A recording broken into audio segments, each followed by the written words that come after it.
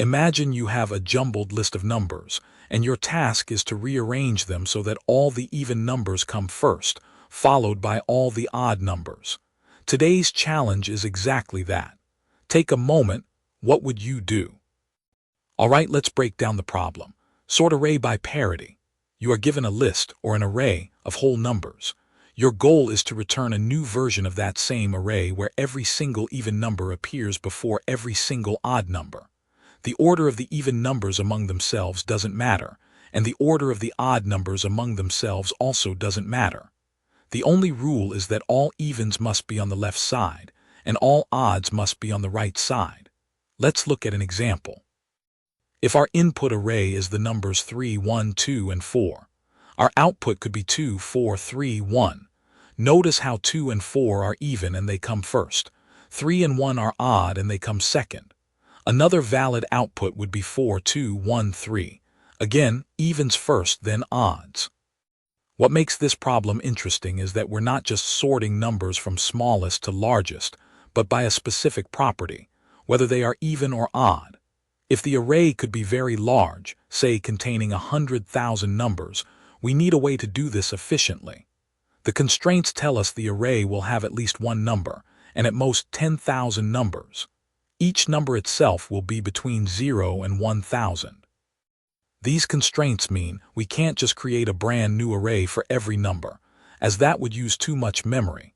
We should try to modify the array we're given, if possible. So, how do we efficiently separate even and odd numbers without creating a whole new array or taking too much time?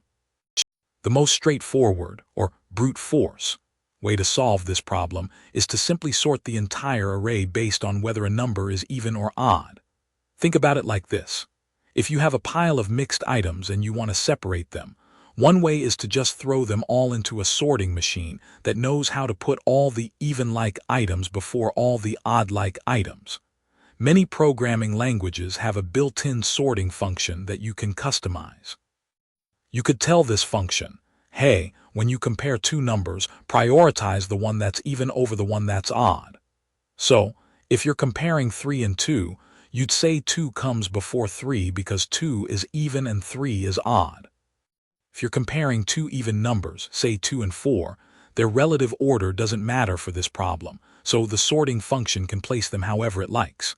The same applies to two odd numbers. This approach will definitely give us the correct answer.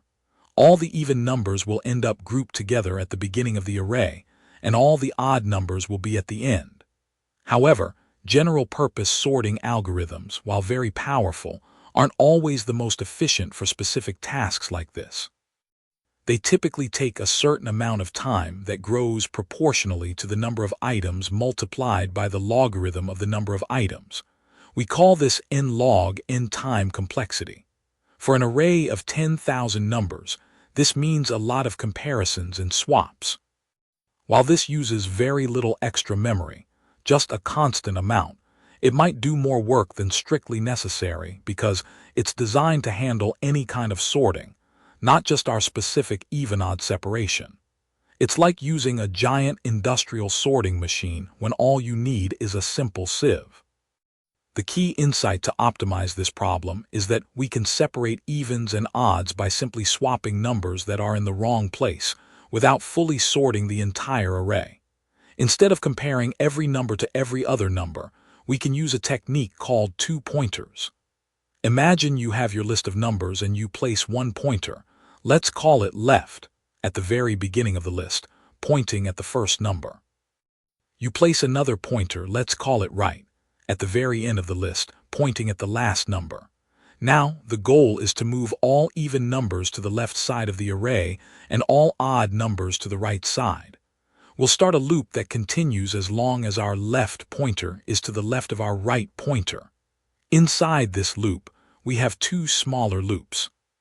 The first inner loop says, while the number at the left pointer is even and left is still to the left of right, just move left one step to the right. This makes sense, right? If we find an even number on the left side, it's already in a good spot, so we can leave it there and move on to check the next number.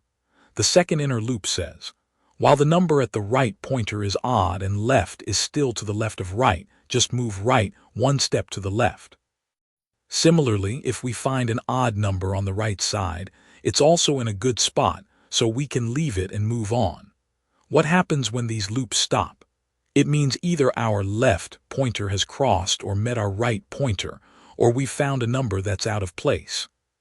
Specifically, if left is still to the left of right, it means the number at left must be odd because the first loop stopped, and the number at right must be even because the second loop stopped.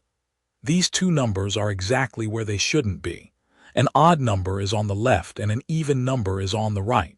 This is our chance to fix it. We swap these two numbers.